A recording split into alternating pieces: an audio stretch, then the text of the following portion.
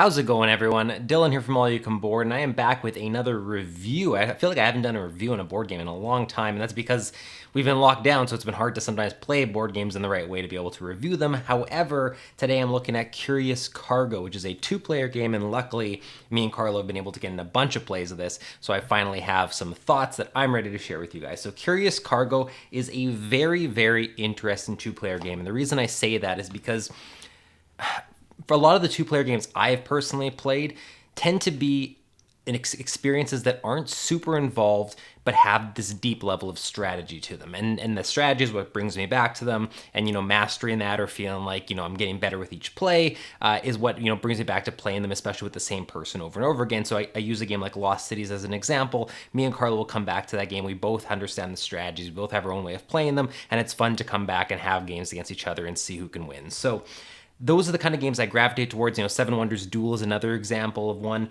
Curious Cargo, it fits in that realm for sure, but this is a surprisingly complex experience, and not complex necessarily in the rules, but more complex in the execution, the strategies you have to utilize and get used to be able to play Curious Cargo effectively. So normally, I would find the complexity in a game comes from having to learn the game and how many plays is it going to take to feel like I understand this game well enough to be able to start developing a strategy.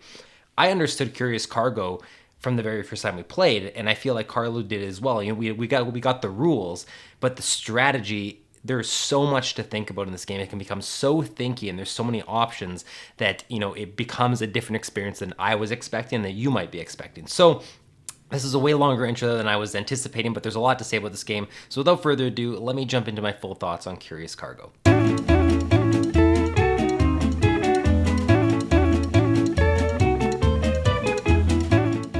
So I'm not going to go into a lot of depth on the rules here. I'll give you a quick overview, and then I'm going to give you my thoughts. So basically, Curious Cargo is a two-player only game. Each of you is going to have your own board that you're working with, and you're going to have these trucks that are coming on this side of your board. There's a shipping side of your board and a receiving side. When a truck leaves my shipping side, it's going to go to the opponent's receiving side. Basically, the entire point of the game is you're putting these piping systems down onto your board that are going to allow different products to basically make it out of the machines and land on different open spots on the trucks. After these trucks get pushed off your shipping side, you are going to successfully have shipped goods and get progress on your board for how many goods you've shipped. But those goods are going to head over to your opponent's board, and if they have set up their piping system properly, they can receive those goods, and they're going to also get progress that way. And the same thing is going to happen in reverse for the goods that they're shipping to me. So the entire game is about shipping out these goods. And at its core level, that seems not too complex, but it's how the scoring system works, and it's how you're laying down these piping systems that make the complexity shoot up. So the first thing I'll talk about is that there are a lot of options in this game. So when I say that you can lay out piping, basically it's not just that you put a tile down and that tile is there and it's permanently there, and now you just have to work around it. You can at any point put a new tile down on top of any other tile you've played. In fact, you can even, they're both like domino style 1x2 tiles. You can in fact put one that only covers a single spot, and if it's hanging off the edge, you have these scaffolding tiles that you can put underneath so that it doesn't tip over and it stays there. So there's so many options with being able to cover piping up, to put a new pipe on top of another one, to create an entirely new system, to break a previous connection you had, to now split it somewhere else. There's splitter tokens that can now split things off in multiple directions. The biggest thing to know about this game is that you are always going to have so many options at your disposal that your constant battle is you're trying to decide, with a lot of these games, you're trying to decide, am I making the best decision? In this game, you're going to be making a decision, but I can't always guarantee you're going to know if it's the best decision. It's going to be very hard to actually know if you are making the best move. And so if you're someone who really wants to play a game and figure out the best move you can make, pull it off and have yourself feel proud about that, but also others go, oh wow, what a play. You'll still have those moments here, but I can't guarantee you're ever going to actually have that feeling of, aha, that was the best move I could have made, because there's always way too many decisions. And if you're someone who I think struggles from analysis paralysis, or playing with people who do, This is probably not the best experience for them, at least initially, because you are going to have so many decisions to consider and that are going to be at your disposal that there's going to be a lot of turns where you just have to make one. And you're not always going to feel good about being like, I'm just making this decision. I don't know if it's going to be good. You might not know until turns down the line if that ended up working out the best, because you'll have to see what truck cards you get to be able to put trucks next to it and whether your pathways line up with that. So all that being said, I do want to stress though that when you do pull off an amazing turn, it's going to feel fantastic because of how tricky it can sometimes be to figure out how to get to that point where you have this amazing turn play out.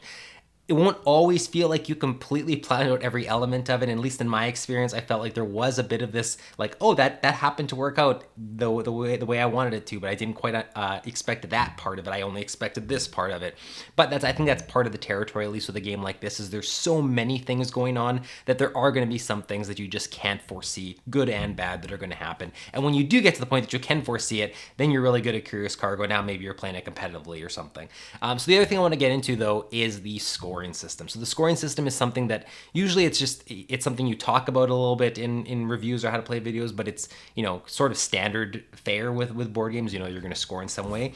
But the scoring system with Curious Cargo is super, super unique. I personally haven't seen this in a game before, and at first, I'll admit, it caught me off guard to the point of, am I going to enjoy this, or is this a little too weird?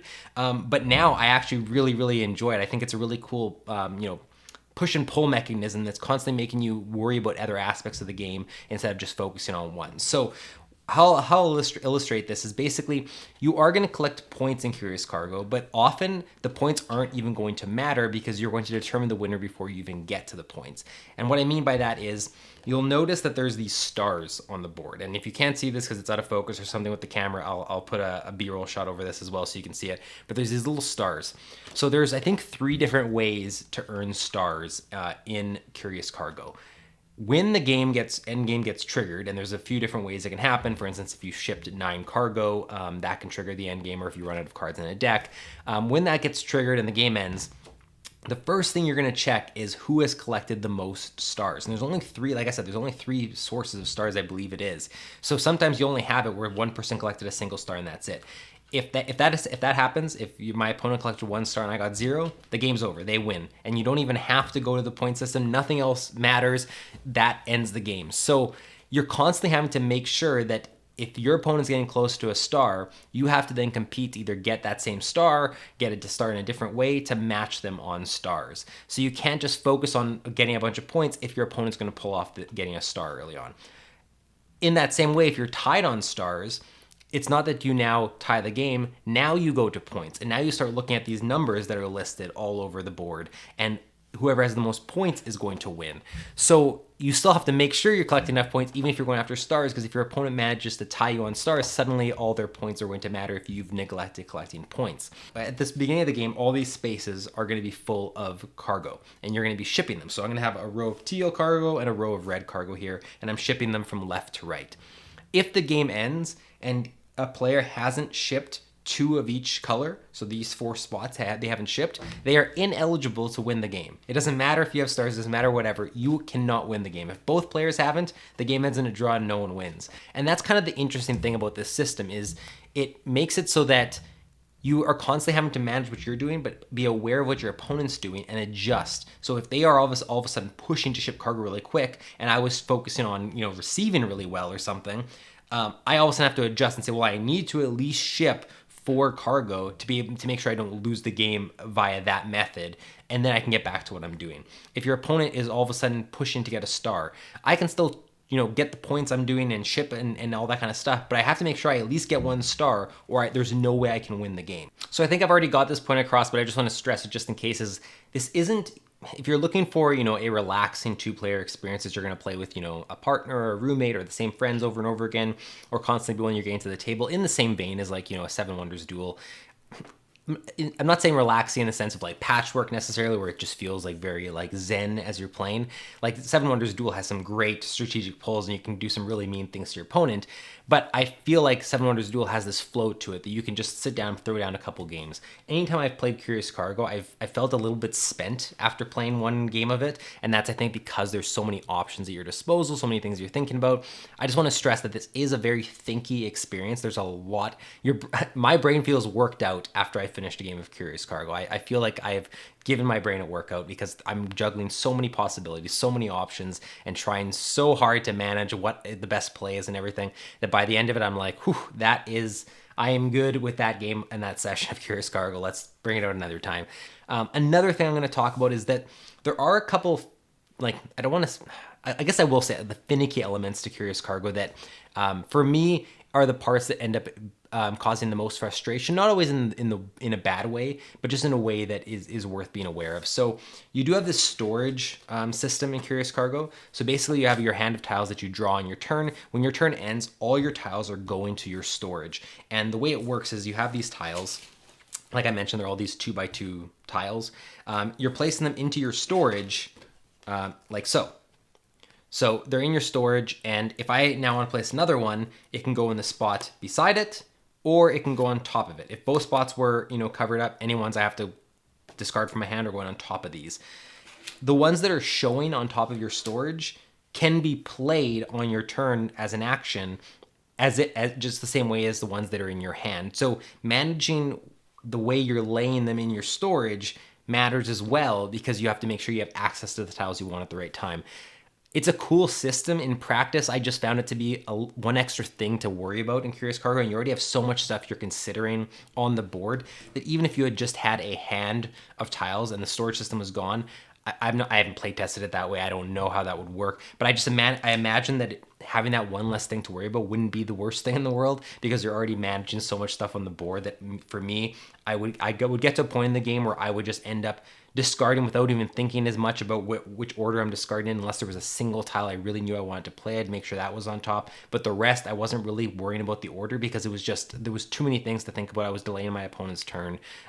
It just was something I just couldn't think of on top of everything else. So, and in that same vein, it kind of comes into play with the player interaction. I found that you can, when you're placing trucks, you can place them on your own shipping board, or you can place them in your opponent's shipping board, and it can shift their trucks up and make trucks come to you to now be in the receiving side of your board, which is a great system to have. And I understand why it's there, because then you can trigger your opponent having to push their goods to your board to be received at times that they might not want them to, but work out for you with how you've lined up your system. So it's great to have it. It's just the truck system itself, I found that it got better as I played more, but with the trying to line up which sections of the truck are going to line up on which sections of your piping is sometimes tricky. And I've made mistakes constantly where I'm like, oh, if I put this truck here, this is going to line up perfectly. And then I put it down, I go, wait a second, that doesn't line up at all. As soon as you're pushing your opponent's trucks, you get to a point where you have to decide, am I going to pick up trucks and start testing where they're going to line up to figure things out? Are you going to allow that in your game? If you do, it slows down the pace of the game a lot.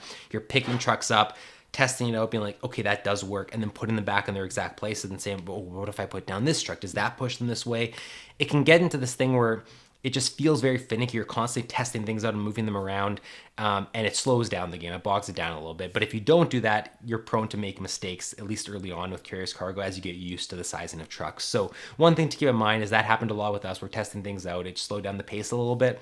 Overall, I really did enjoy my time with Curious Cargo. It is a deeper two-player experience that's deeper on a strategic level and a tactical level each turn than I think most two-player games in my collection.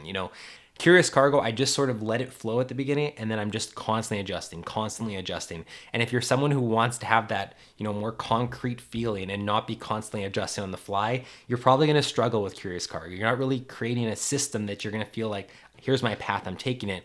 You're constantly undoing things you've done to be able to create new systems and new connections to do other things. And then you're abandoning those and you're putting new tiles on top of them.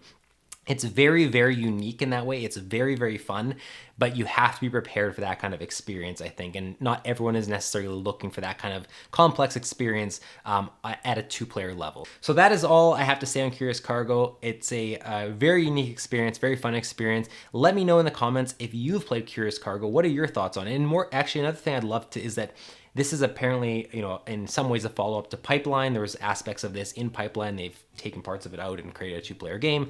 I haven't played Pipeline, so this is my thoughts on Curious Cargo, not having played the game that sort of it's inspired from. Let me know if you've played Pipeline, what your thoughts are. Did you enjoy this game more having come from Pipeline? How does it compare to Pipeline? We're eventually gonna play Pipeline. We might cover it on our channel, but that's something I'd be curious to hear from you guys. But overall, let me know in the comments what you think about this game. Do you agree with me, disagree? Always love to hear your thoughts. Otherwise, thanks so much for watching. We're gonna have more reviews coming out, especially as the world opens up and our restrictions ease up here in Canada. We'll be able to play a lot of more 3, 4, 5 player games that we haven't been able to play and get some reviews and thoughts out them for you guys to see. So thanks so much for watching. We'll see you in the next one.